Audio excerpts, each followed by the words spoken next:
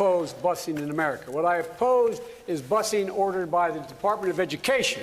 That's what I oppose. Well, there was a failure of states to integrate public schools in America. I was part of the second class. It didn't serve the purpose of integrating schools for the reason I said, and you'll never hear this in a Democrat debate. What happened was people coalesced around their communities or people moved. So it had the opposite effect. What happened was, and you can read the studies yourself, they're online, they're very substantive, and there's several of them. What happened was the schools became more segregated. Not because one person hates another, but because people wanted to send their kids to their neighborhood school. And you're busing black kids 20 miles away and white kids 20 miles away and so forth and so on. What many people have argued, whether it's Tom Sowell or Walter Williams or other brilliant African Americans, is why don't you focus more on what's between the ears than what's on the skin? Why don't you focus more on improving the quality of education? Improving a lifestyle in all communities, and let people, though people are mobile, people will move. Even today, as I say, you look at the inner suburbs around cities, they're about 40% minority now. You look at the outer suburbs, they're about 35% minority. That's how America's supposed to work. But quality is the issue, liberty is the issue, justice is the issue. Go ahead. Berkeley, California, public schools almost 2 decades after Brown v. Board of Education. Because your city council made that decision. It was a local decision. So that's where the federal government must step in. That's why we have the Voting Rights Act and the Civil Rights Act. That's why we need to pass the Equality. Okay, the Civil Rights Act in 1964 and 65 had nothing to do with busing. As I say, at the national level, these were court orders by federal judges, very liberal federal judges. Wasn't throughout the country. It happened in Boston, happened in some other cities. Apparently it happened in her city. It wasn't throughout the country. And eventually the Supreme Court stepped in and limited it in a significant way. Go ahead. That's why we need to pass the ERA, because there are moments in history where states fail to preserve. Now you watch this and watch this dynamic. How in the world can he choose her? It's not just that she disagrees with him, she is yelling at him, right? It's not just that they have a difference on policy. Go.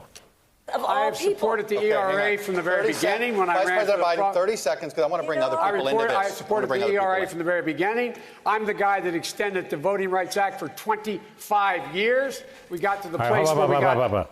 The Voting Rights Act was extended 25 years by Ronald Reagan. It was his idea. It was not Joe Biden's idea. He voted for it. It was Reagan's idea.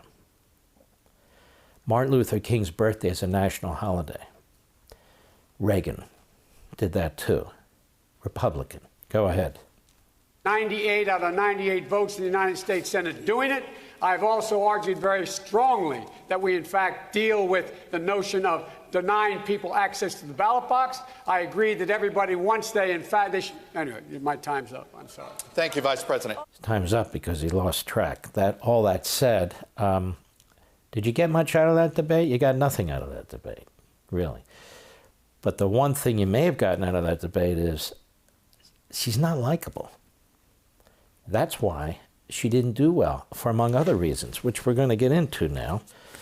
This is from Reuters. I went back to December 3, 2019. Former top-tier presidential candidate Kamala Harris ends 2020 White House bid. She ended her 2020 presidential bid, abandoning a campaign that began with promise for a rising Democratic Party star, but faltered as she struggled to raise money and make a compelling case for her candidacy. If you want to go back and relitigate the late 1960s and early 1970s, I don't think that's a particularly strong argument. Among other things, Harris, 55, would have been the first woman and second black U.S. president if elected next November. But her wavering views on how to solve the nation's health care problems and whether to embrace her past as a prosecutor were among the missteps that dragged down the campaign after its glitzy launch in January. Here's her problem. On the one hand, she's run as a tough law and order prosecutor. Well, that's not in right now with the Democrat Party. Rioting, looting, and arson is in. Trashing the cops and defunding them, that's in. So she can't very well run as a hardline prosecutor. She also did an interview where she was laughing and bragging about the fact that she had smoked pot. Okay, great. She actually prosecuted people for using pot. She also prosecuted parents when their kids were truants. Parents who were actually trying to get their kids to school and actually sent them to jail. There's a lot of things she did that are quite problematic. There's an organization, you might be familiar, that came out with information about Planned Parenthood selling body parts. Remember that, Mr. Producer? She's the one who prosecuted them. So she's got a lot of issues there, despite the fact that the earlier article I read to you from The Hill says from some Democrat consultant, there's a lot of, you know, she doesn't bring all the baggage. She brings a lot of baggage. Her candidacy ultimately failed to resonate with African-American voters in the important early voting states of South Carolina and Nevada, and she polled poorly even in her home state of California. So what does she bring to the table? Nastiness. Am I allowed to say that? I think I can, and I will.